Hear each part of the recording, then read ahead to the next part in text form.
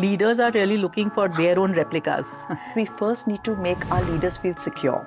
And in organizations, most of the time, the conflict happens and people keep cribbing, this guy's not giving me this, that guy's not doing this for me. I'm stuck because they because of don't him. understand each other's constraints. One of the things that the CHRs have on their KRAs is about happiness quotient and things Yes. like that. I think what really matters is valuing the people. People join organizations, but they leave their bosses. When an employee is quitting, he's actually sacking you as a boss. Most of the time when you see that an organization is not working as a team, it's because... Hi everyone, I'm Priyanka Gidwani. I'm a leadership and happiness coach. I have about 30 years experience in the HR arena, and I'm here to launch my series Unplug with Priyanka. The theme of my series really is happiness at the workplace, and I'm here today with a very dear colleague and friend, Binaifer Khanna, who's here with me today. Hi Binaifer, welcome to the show. As you know, I've launched Unplug with Priyanka and you're my very first guest. I'm very excited to have you with me. Thank you, Priyanka. The pleasure's all mine. So, we've had many chats whenever we meet, and today I would want to talk about workplace happiness. That is really the theme of my series. And I just wanted to start with that and ask you, what does happiness mean to you? And what does it mean at a workplace? So, Priyanka, for me, happiness is when I'm immersed in work, where I'm doing the things I love, where I'm doing things where my strengths are being used, and where I don't even feel like I'm working. Right. So that's how I would summarize it. Excellent point. So I quite agree with you when you say, your strengths have to be used. But how do organizations really help leaders identify their strengths? So Priyanka, primarily strengths are something that, I would classify as some of them are our personality strengths, okay, what we are born with and based on our upbringing and the experiences we've had in life. And then there are strengths that we develop in terms of behaviors and skills. So organizations, I would take it up where it's at the start of recruitment itself. Organizations can look to build teams with complementary strengths. So let me give you an example. There are some people who are very good at execution. Right. They're very good at follow through. You give them a task, they will complete it on time. And then you've got guys who are very good at conceptualizing things. They're excellent at abstract thinking, innovation. Now, these are different strengths. Sometimes you may have them in the same person, sometimes you may not. So that's when I think right at the time of recruitment, especially the HR practitioners, we need to make sure that the teams have complementary strengths. Because I don't believe there's anyone good or bad, okay? It's just about the job fit. And it's just about what the team needs. So I would say that there are various mechanisms. Of course, there's behavioral-based interviews in which you can elicit the strengths of the individual. But there are also mechanisms like leadership development centers, which, it's like they are a series of exercises, which are group exercises, individual, case studies, psychometric tests. Right. So a series of exercises in which you can make out the inherent strengths. You can elicit the inherent strengths of individuals. So lots of organizations invest in leadership development centers, assessment centers to understand their people. So I know you've been quite an expert on LDCs. You've run a lot of leadership development centers. What is the feedback, some of the feedback that you get from these people who are attending your workshop? So that's a very interesting question, Priyanka. And I must say that, I would have done a whole lot of LDCs, but there are two pieces of feedback which are consistent across most of the audiences. The first one being that we've never seen ourselves in the mirror so clearly the way we are seeing it now. The strengths and the areas for improvement are so well communicated to us, which typically they don't hear in the organization. Okay. So companies do have performance management systems, performance review discussions, all of that is there. But we're not sure how much in depth are people really told about themselves. Right. So one is an appreciation of getting it straight on in terms of what are their strengths and what are the areas for improvement. The other piece is that many of the leaders and companies tend to send people for LDCs when they are at a certain level. So they are in their 40s or maybe late 30s. And that's when the guys say that if only we had gone through something like this much earlier in our careers. That's interesting. So that's the feedback I give the CHROs, that it's not that a person gets to a certain level. And then you send them. And then you send them for these things. In fact, I would say a year or two into the system, people should undergo, some form of systems like assessments, this. some form of assessments, so we've seen that actually. I myself have had experiences where all the growth programs, we put people through assessments, and they really value that. If you do it at an early age, you're building better leaders, I think, for the organization. And you know what happens, Priyanka, is in an LDC, it's non-threatening. It's like we are not coming with an objective of finding fault. It's about understanding the person, understanding what he's good at, understanding what he's struggling with. So even when we give feedback, it is given more with positive psychology in mind. It's about, you are a good person and there are these good parts to you. There are these parts that you struggle with, which you could probably work on. So a lot of it has good impact when it is taken in a positive way. And it is also shared in a positive way. So I think that's something that organizations need to use even with regular feedback. Yeah, that's an excellent point. You're right, actually, with the threat really is, taken away when it's not attached to a performance management. When you do it along with an appraisal, that feedback is looked at very differently versus when it's a development-based approach through a program where you're actually telling them that I'm going to develop you and make you a better future leader. I think that's interesting. And some of it, I'm sure, leads to career upgrades in their life and probably leads to happiness. Absolutely. In fact, I recall in one of my previous organizations, after the LDC, we realized that this person has got very good analytical skills. And he was playing a sales leader's role, So we actually moved him from the sales leadership function to our transformation office, where we could leverage on his skills, And the guy was a lot more happier doing that job. And he felt that, all his skills were coming to use. So, there are lots of things that you can do with these kind of mechanisms. I just want to actually go back to, you spoke about recruitment and, some of this getting addressed and looking for complementary skills when we are hiring. But what happens, and in my experience, what I've seen is leaders are really looking for their own replicas. And how do you manage that? What has been your experience? How have you dealt with it? That's so true, because I think we all fall into this trap of similarity bias. What appeals to us in others is what we treasure about ourselves, right? And I think that's very natural. But I think that's the time when the CHRO comes into play and needs to have a very candid dialogue with the hiring manager himself, saying that these are your strengths. And now you're going to be hiring a person with you. Under you, working with you. You need to look for strengths which are probably something that you don't have or that the team lacks. So I'll give you an example with one of my recent clients. This particular country head is a very gregarious person, very people-centric, very good at carrying people along. But the thing is that what he does not like to spend time on, it's not about capability, but his preference is not to get into details, not to get into minute operations and stuff like that.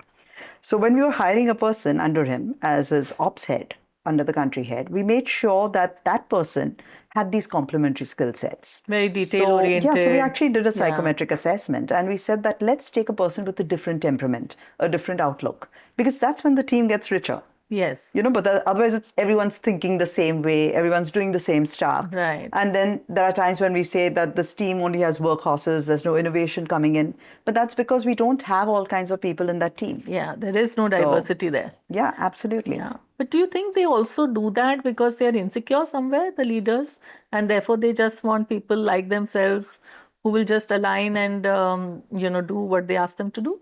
So I'd like to take this a little differently. I've been a part of many meetings and many initiatives on succession planning, right? And we keep telling leaders all the time that you should hire people better than yourselves. You should hire people who are brighter than you and stuff like that, right? And then there are also different rules in promotion sometimes that you need to have a successor before you get to the next level.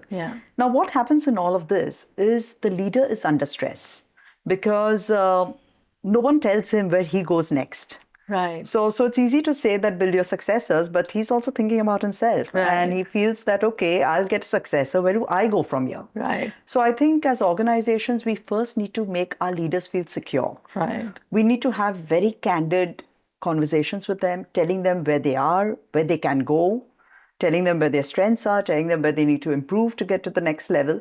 So we need to manage that first. And if a leader sees his career path, I don't think he'll be insecure to take on people who are less efficient or, who cannot go above him. I mean, the people who cannot contribute or get into his place. Right. That's what I think. Okay, I also want to talk to you, Binaifer, about I've looked up your WhatsApp and there is a headline over there which talks about happiness is a choice. Tell me, how is it a choice? So I'm going to tell you a small story prior to that. Interesting. And always love to hear stories. Lovely. So I happened to go to my grandmother's friend's place, and I'm talking about, this is almost a decade back. And this lady that I met has been one of the most charming women I've ever come across. She was 91 then. Wow. All right. And she had this very pleasant expression on her face and always smiling. So, and then a little later, my grandmother told me about the fact that she turned a widow at the age of 29. Okay. So I was a little amazed at that. And I said, Auntie, I mean, I'm sure you must be feeling lonely sometimes and depressed. And did you ever go through those moods, over all these years? Because she lived all by herself in that house. So Auntie said that, look, Binny, for me, happiness is a choice. She said that in life, there are lots of things that can happen to you that you don't want. And there are lots of things that you may want, which may not happen. So what she told me is that the best way is to have a positive outlook. And you can choose to be happy. Yes. So she said at the age of 29, I could have chosen to be depressed, upset, talking about being left all alone in the world, no children. She could have always taken that route, right? Yeah. But what she decided to do was have piano classes. Okay. And engage with kids through these classes. How it helped her cope with her loneliness. She had these young kids coming in and then they would chat with her. She would give them tea and, would engage with them.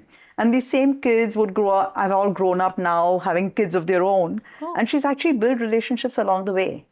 So she's actually built a whole family, a larger than life family. Absolutely. So frankly, her story really impressed me. And I've actually taken that. It has a powerful impact on my life as well. That, I can get upset, and of course I would get depressed at times about things not going my way, but I don't stay in that state too long. Because at the end of the day, it is my choice, whether I want to stay depressed or whether I want to stay happy. So that's where I said that, no, it's got to be my motto, and I've even got it as my WhatsApp line. Yeah, it's amazing. And I quite believe in that myself, because mostly we look for happiness externally. It's always that, when I get that, I will be happy. When I have more money, I'll be happy. Right. When I have that car, I'll be happy. But actually, if you look at it, it makes you happy just for a bit.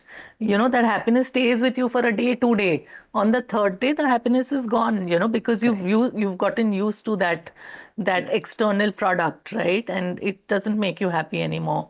So happiness really, I think, needs to come from inside somewhere, and you have to probably choose it. And I also think that a very key aspect of happiness is gratitude.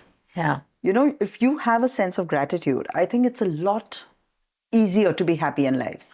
And I keep telling that even to my people in the organization that, you crib about something that's not happened. This is not happening. That is not happening. But we don't look at all the things that have happened. We don't look at all the things that are being given to you guys, right? So I think if people develop a sense of gratitude, whether it's in the organization or even outside, you can stay in a state of happiness, right, in a more continuous manner. So we've not talked about this earlier, Binaifer, but I like what you're saying. And how do you think we can build this gratitude or this choosing happiness in these Gen Zs? They seem to be very difficult to deal with. Corporates are dreading having them at the workplace. And how do you think corporates should get ready for them? That's one. And the other is, how do you really teach them this? That by being grateful and having that attitude of being grateful may help them be happy. So let me talk about my own daughter in this case, because she's typically Gen Z. She's just started working, just about a year back. So, and yes, this generation is definitely a lot more privileged than we were when we were growing up. Yeah. They have a lot on their table. I mean, a lot given to them on the table. They are a lot more self-entitled. So yes, that is a pattern with the generation today. Most of it from urban India, if I should say so. Yeah. But the sense of gratitude can be instilled in kids, okay, from the family environment, Yeah. I feel. So my daughter's grown up with seeing me thanking my parents, and not just thanking parents, it's also about thanking your house help, for Yes. example, or thanking the person who's been driving you around the city. There are these small, small gestures where you appreciate people. Right. You appreciate what people do for you. And I think as parents, if we model that more, kids pick it up. And then they have a sense of gratitude. So it's not about being grateful for an X or a Y. It's just Right. an inherent sense of being Grateful. grateful for things that happen to you, for things that people do for you. So I think this modeling of this behavior, and even in an organization, if the seniors model this behavior, I think It will come people through. coming in can pick that up. So that's what I would say from a sense of gratitude. But the other piece, which you've touched upon in terms of in organizations, I mean, how do we get people to appreciate? So one of the things that we do for organizations is that we create something like a 360-degree feedback on functions. Right. So we've all heard of 360 for an individual, but this is for a function. So we believe that every function, again, does a lot of stuff and is struggling with a lot of constraints.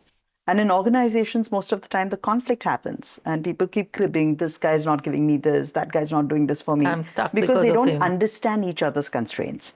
So when we do this kind of a survey, we get people to have a cross-functional appreciation. Right. This appreciation also can culminate to the fact that you are grateful that this much has been done. So we don't keep only looking at the glass half full, half empty. Empty. But we focus on the glass half full. Yeah. So normally we tend to focus on what's not happening. Right. And what the Right. other function has not done for us. And we Correct. forget the rest of the stuff where they've done a whole Exactly. lot and, have been really helpful. So, yeah, I think programs like this will really help them, realize Yes. that there's a lot to be happy and grateful about. So I tell CHROs, that there are lots of initiatives that we can do. Yeah. And, and I must say that today, one of the things that the CHROs have on their KRAs is about happiness quotient and things Yes, like that. So, yes. so you're driven by that. There's a lot of Yeah. investment in people's benefits and so on and so forth. And while all that is good, I think what really matters is valuing the people. Yeah. And that's a much more deeper and a much more consistent process. Right. To tell a person that he's important is actually by by spending time with them. So you can give a whole lot of bonuses and you can give a whole lot of perks and stuff like that, which is great. But that doesn't really get in that belongingness and the trust, Yeah. Which happens when you spend time with the person. Right. I quite agree. But, I also recall once when we were talking and you mentioned to me that you've done some survey or you developed something, a tool which really measured happiness quotient, if I'm not mistaken. Is that right? Why don't you tell me a little bit on that? Yes, so we actually developed a framework of, what are the various things that can influence happiness. So I would say that it's not very different than a satisfaction survey because many of the things are similar, but we focused more on the role content, on how happy is a person doing his job. Okay. Is the job using his strengths? Right. Does he feel that he is belonging to the organization? Right. Does he feel he's working with a purpose? Does he think he's important? So these are some of the things that we focused on more. We also looked at the larger picture in terms of the various aspects that can impact a person's happiness from a work environment, from whether he's treated with respect and stuff like that. So we developed a kind of a model which looked at these various areas. But the interesting thing, Priyanka, is that we co-developed it with our people.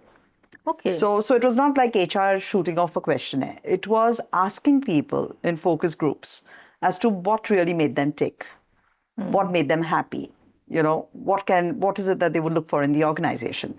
And we developed this whole model around that.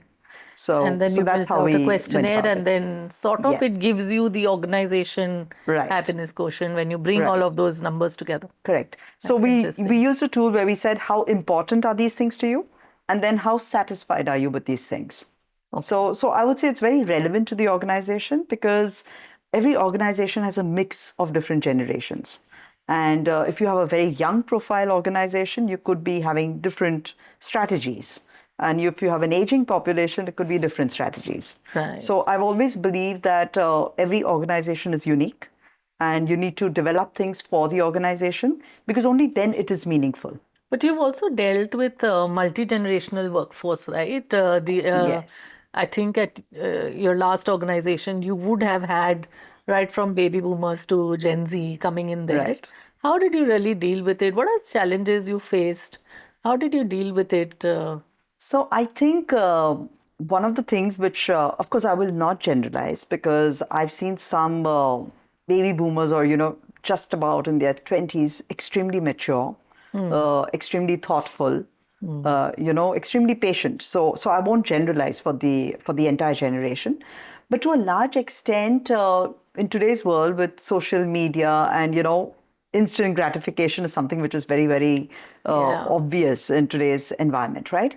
And that's what they look for in the organization. So people don't want to wait for an appraisal cycle to get feedback. Yeah. They don't want to wait for a year to get an increment. They want something which is more frequent. So they want more frequent engagement. Right. And stuff like that. So I think when it comes to dealing with youngsters, you've got to engage a lot more with them because they tend to get restless pretty quickly. And especially if you want to retain them, then they need that kind of attention. But I would not say that attention in terms of just giving them everything they want. It's not about that. It's giving them attention to what they need, giving attention to where they need to grow. I think if organizations invest in that, and that's why we actually had a young leaders development program. Okay. Where we would have people at the age of 23 or 24. We would have some kind of an assessment to see if they were high potential. And we would actually have a program where we would show them a career path for the next 1.5 years. Okay. I mean, it doesn't have to be 5 and 10 years, but just something where they see some kind of growth. And it was not about just promotions. It was on compensation. It was also about what are they going to learn along the way. Okay. What are the different experiences that they're going to have along the way. So that really kind of brought in this level of bonding between the company and the Gen Z, and they cope very well with it. I think that's a very great valuable input that you're given, because mostly organizations are saying that by the time I decide to do something with them, they've already left. But I think they need to be proactive and have these programs in place so that you show them proactively these paths, and therefore then they decide whether they want to stay with you or not.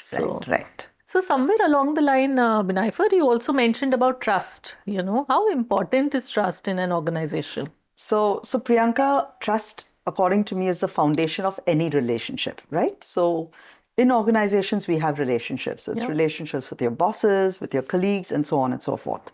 There is research which has shown that people join organizations, but they leave their bosses. And I dare say that a lot of times that is because there is no relationship of trust between the subordinate and the boss.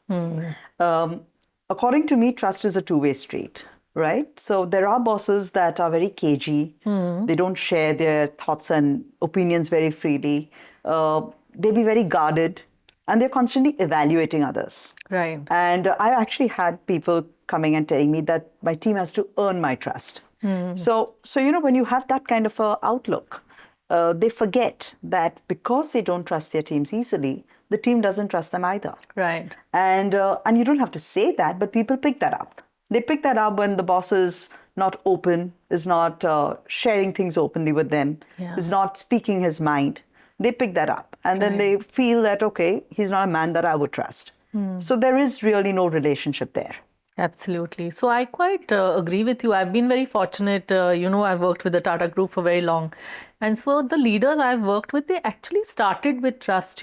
They started with that fact that I trust you. You are a part of my team. And they start with trust until you give them a reason not to trust you, right? So I've sort of come from that kind of background. And sometimes I find it very strange when leaders talk like that, saying that I can't trust my team and I can't give them work from home because I don't think he or she will do the job. Of course, a lot of that needs to be changed. But I also want to talk about, you spoke about bosses. And of course, there are these nice bosses and there are these tough bosses, right? Which one do you think works? Do you have to be nice and get work done? Or only when you're tough? Some people really believe that only if you're tough, work will happen. So what has been your experience? So Priyanka, for me, it is not a dichotomy. Okay, I believe that you can be nice and tough at the same time. I don't think in an organization you're expected to just be goody-goody and just carry people along and just be nice to them and not get the work done, right? So I think it's about balance. The piece of tough bosses being bad or not liked is because of their style. Right. I believe that you have to be demanding as a boss. You've got to get the work done, but it's the way you get it done. It's about treating people with respect. Yeah. It's about lending them a ear to understand their constraints. So being aggressive, just instructing people, etc., will of course not get you liked by your team, right? But you can be demanding, provided you do it respectfully. Right. So I agree, you have to maintain the dignity of the person.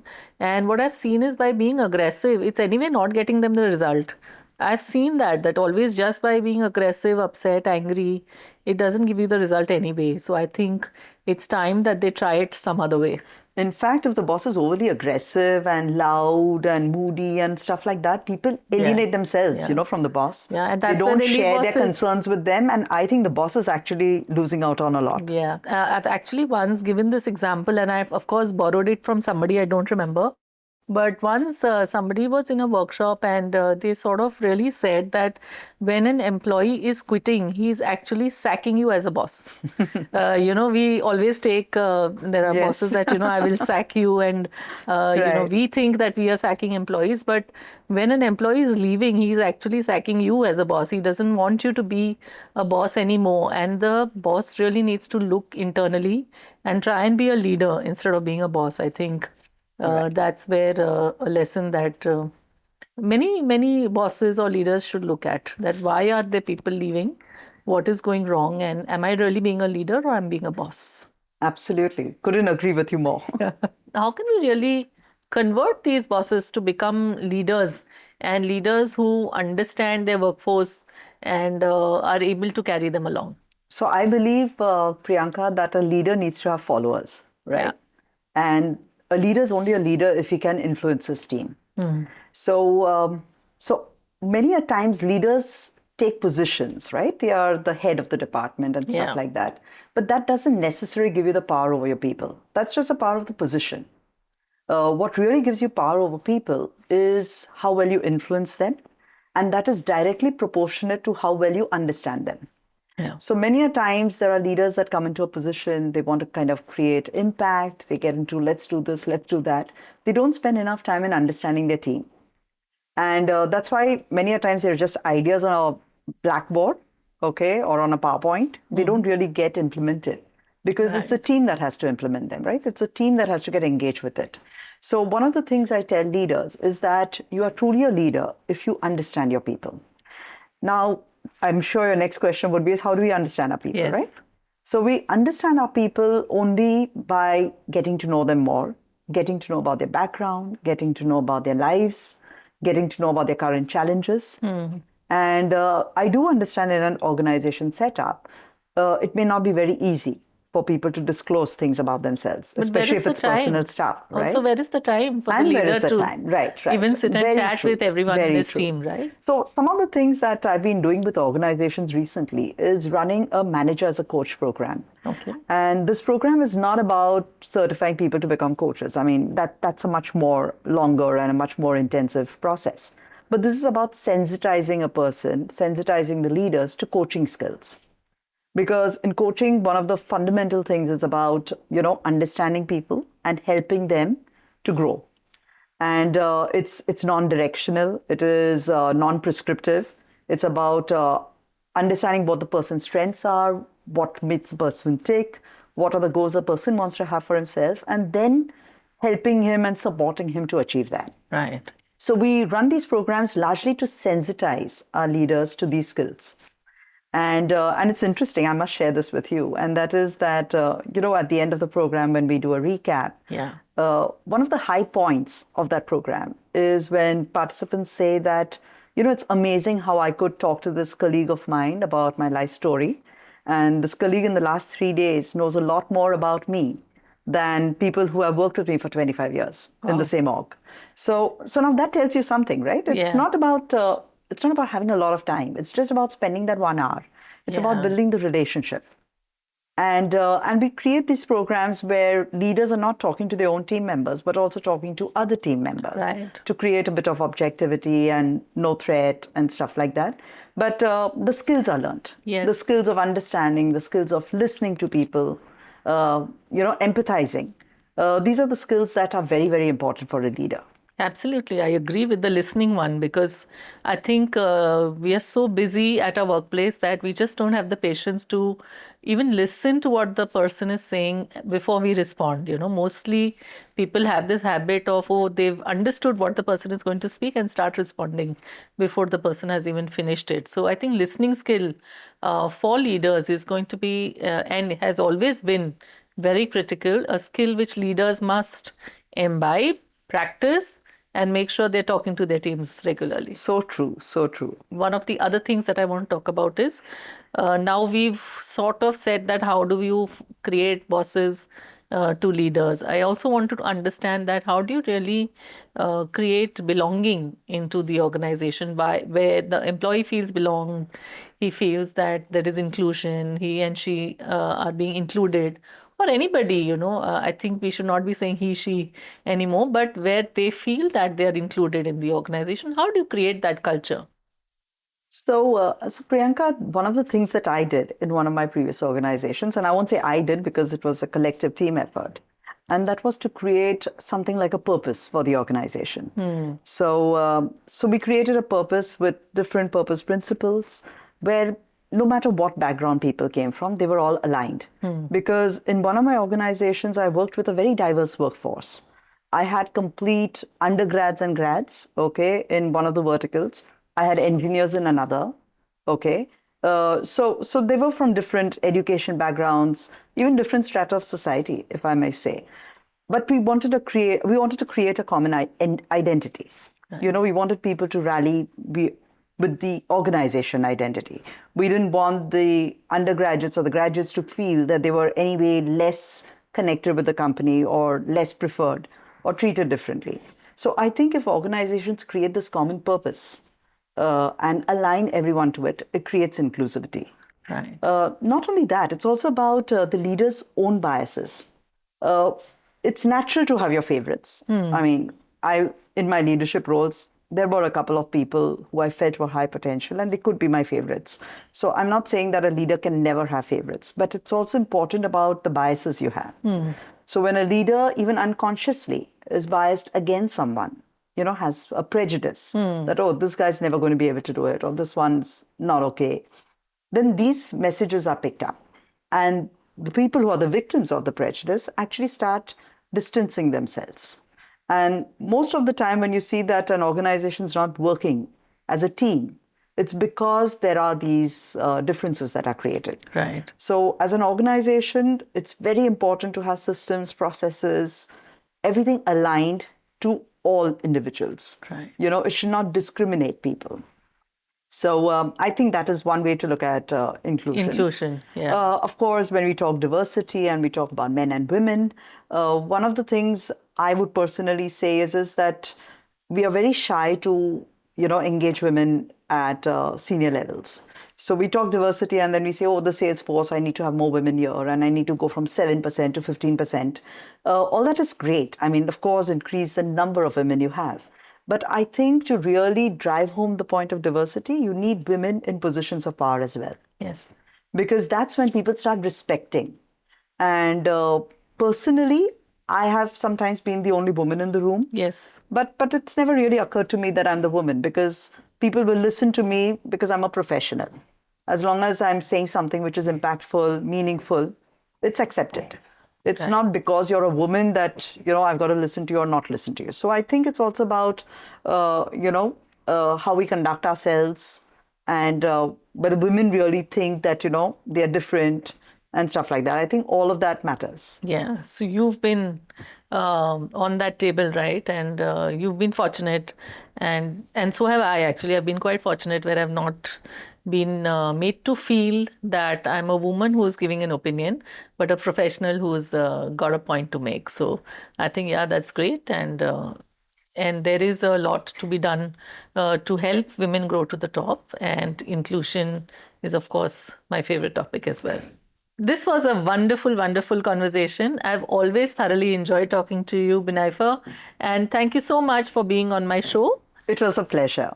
If you've enjoyed what you've heard and you enjoyed our conversation, please hit the subscribe button and look forward to many more conversations which I'll bring to you on Unplug with Priyanka.